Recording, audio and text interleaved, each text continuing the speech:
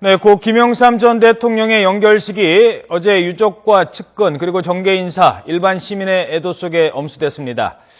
종일 눈발 날리는 영화의 추위 속에서도 고인의 마지막 길은 뜨거운 눈물 속에 이루어졌습니다. 최창렬 영인대 교수와 함께 김영삼 전 대통령 국가장 관련 정치권 소식 함께 알아보겠습니다. 안녕하십니까? 네, 안녕하세요. 네. 일단 어제 연결식 어떻게 보셨습니까? 우리 현대사를 지탱해 왔던 게 산업화와 민주화의 양대 추인데 민주화를 이뤘던 큰 별이 졌다라는 생각, 뭐 누구나 하셨겠습니다만 그런 생각이 들고 또 고인이 유언으로 남겼던 화합과 통합의 가치가 우리 사회에서 얼마나 실현되고 있는지에 대한 그런 회고랄까 이런 생각이 들고 또 지금 아무튼 여전히 우리 사회는 산업화 세력과 민주화 세력이 상호 보완적으로 작용하지 못하고 상호 갈등적인 측면이 많아 보인다라는 것. 그래서 YS가 강조했던 그러한 화합의 메시지 이런 것들이 우리 사회에 특히 후세 정치인들에게 현대 정치인들에게 상당한 귀감이 돼야 되지 않느냐 뭐 이런 것들을 총체적으로 느꼈습니다. 예. 자, 그러면 어제 연결식 분위기 화면으로 보시고 질문 계속 이어가도록 하겠습니다.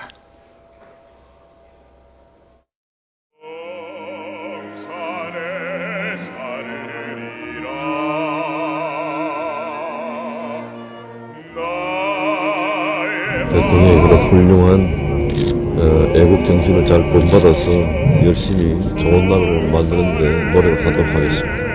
부디 영면하시기 바랍니다. 우리 김영삼 대통령이 말 그대로 대한민국 민주화의 큰 별이셨죠.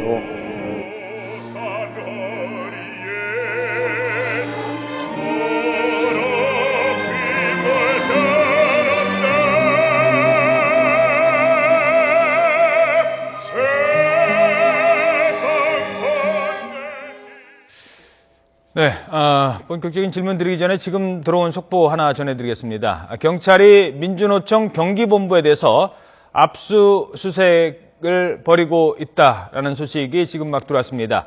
폭력 시위를 입증하는 차원이라는 게 경찰의 설명인 것 같습니다. 경찰이 최근 있었던 이 광화문 집회와 관련해서 폭력 시위를 입증하기 위해서 민주노총 경기본부를 압수수색하고 있다는 소식 지금 막 들어와 있습니다.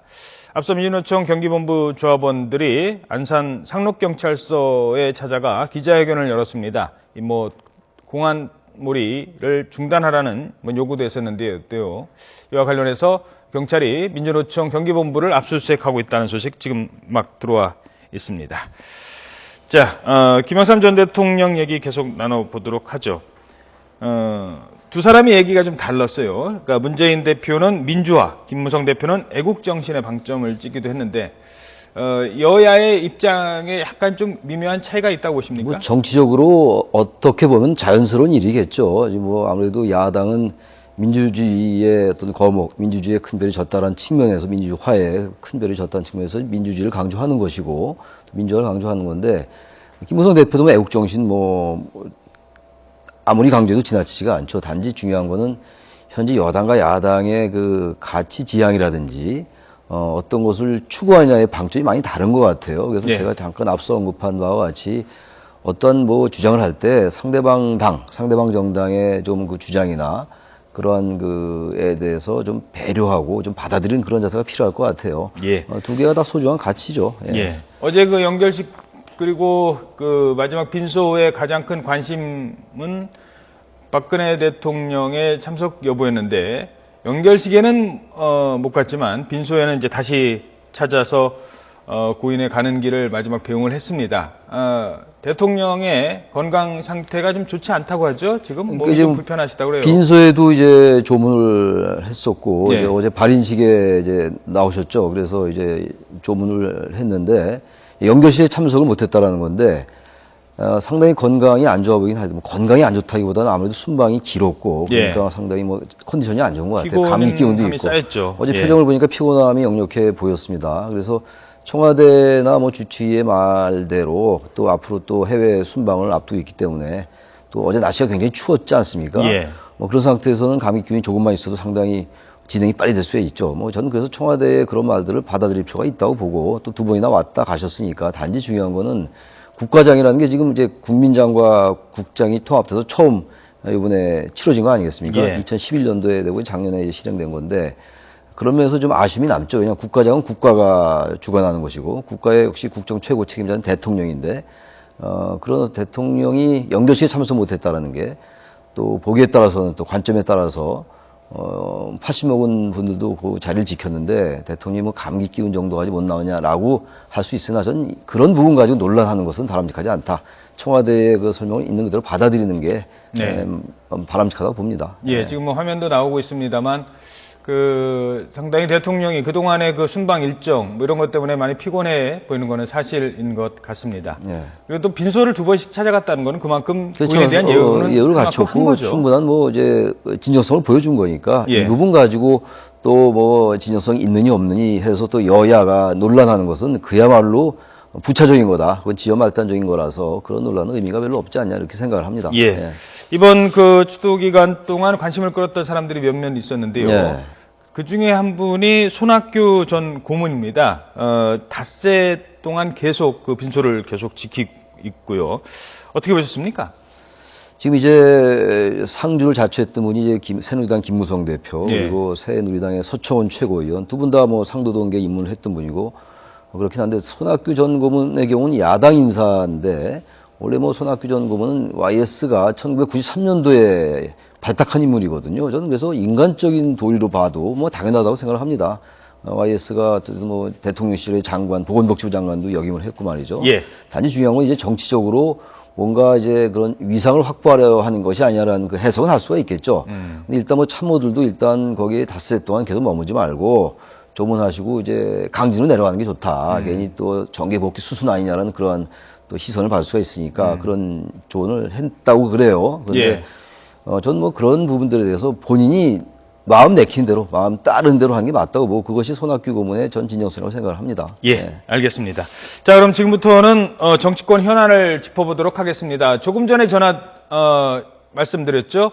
여야 원내 지도부 그리고 최경환 경제부총리가 오늘 아침에 단판 회동을 열었습니다. 한중 FTA 비준안 오는 30일 본회의에서 처리하기로 잠정 합의했습니다. 물론 일부 사항을 두고는 이견이 있기 때문에 최종 처리까지는 좀 더 지켜봐야 한다는 분석도 있습니다만 일단 여야 원내대표 그리고 경제부총리가 11월 30일 한중 FTA 비준 동의안을 처리하기로 했고 12월 2일 날 이 예산안을 처리할 것 같습니다. 국회 취재기자 연결돼 있습니다. 이만수 기자. 네, 국회입니다. 자, 여야가 일단 한중 FTA 비준안을 처리하기로 잠정 합의했다고요?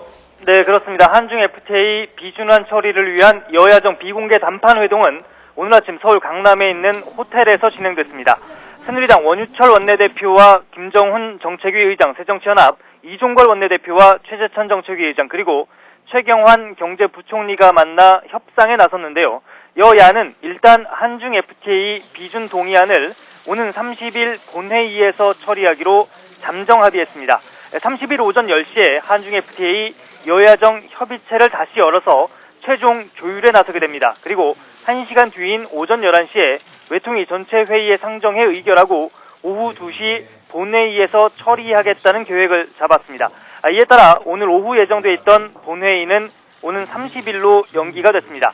여야정은 어젯밤에도 심야 회동을 열었지만 최종 합의에는 실패했습니다. 다만 여야 모두 상당한 의견 접근을 이뤘다고 밝히면서 오늘 아침 회동에 대해 낙관적인 전망을 내놓게 됐습니다.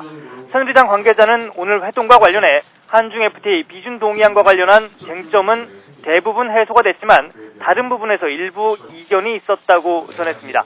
새정치연합 관계자 역시 상당 부분 의견 접근을 이뤘다고 밝혔는데요.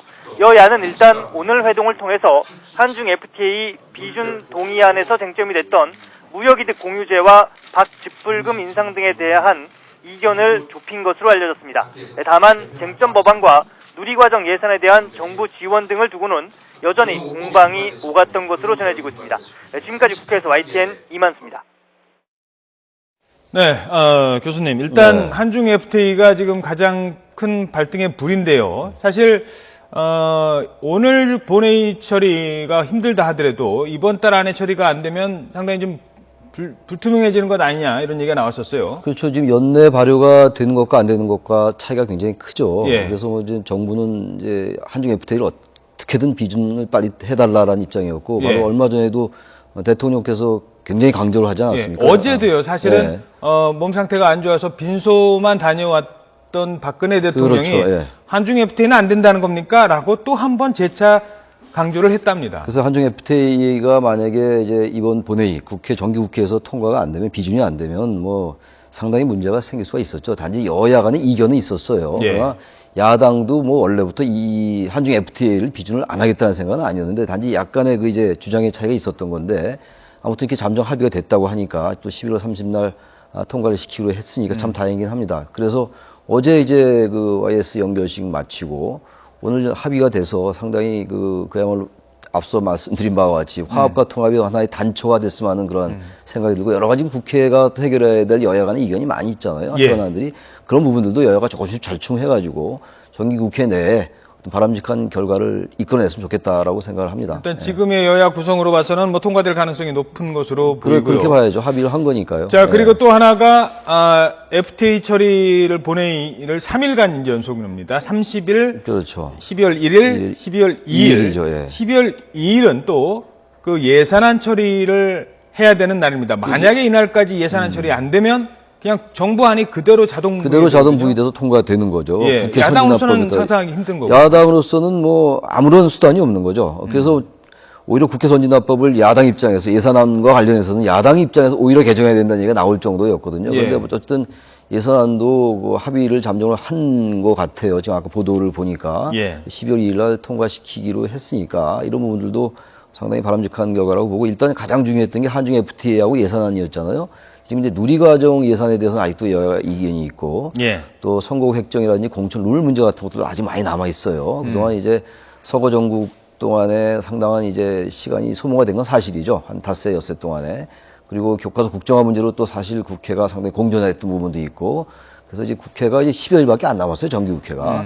그동안 여야의 이견은 다 노출된 것이고 거의 합의가 돼 있는 상태거든요. 예. 그래서 실무적으로 여야가 조금씩 양보를 해서 여러 가지 현안들을 좀 타결했으면 좋겠다는 생각이 들어요. 예, 네. 알겠습니다. 자, 그렇게 해서 일단 여야가 합의를 했습니다. 물론 내용에 대해서 좀 이견은 남아 있습니다만 그렇습니다. 예. 처리를 하기로 일단 합의를 예. 하는 것만큼은 확실하고요. 예.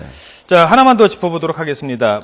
오늘 그나마 요 얘기가 있어서 지금 제가 드릴 질문은 조금 약해진 것 같습니다. 그렇습니다. 세비 인상하려고 그랬었거든요. 글쎄요. 인상하려고 했었습니다. 그리고 운영위는 통과를 됐어요. 근데 어제 예결위원들이 그냥 없었던 일로 왜 항상 이 세비 문제만 나오면 근데 이 세비 문제뿐만이 아니라 국회에 이른바 기득권 내려놓기 차원에서 국회의원들이 여야가 뭐 사소한 경우도 계속 갈등을 일으키면서 이런 국회의원의 어떤 이해와 관련된 부분은 뭐 합의가 잘 되잖아요. 네. 그러니까 국민들이 보기에는 이 자체를 비판하는 게 아니라 다른 기능은 잘 못하면서 정치의 영역인 갈등의 조정이랄까 이런 국회 본연의 역할을 못하면 왜 이런 부분들에서 이렇게 착착 선발이 맞느냐 예. 그런 관점들이란 말이죠. 근데 지금 다행히도 한중 FTA가 비준을 잠정 합의하고 예산도 합의했으니까 이 비판이 돌아갈 수 있는데 어쨌든 국회는 지금 일반 수당 3.0% 올리기로 했었거든요. 예. 그 부분을 운영이 통과되고 예결위에서 이제 통과가 돼야 되는데 일단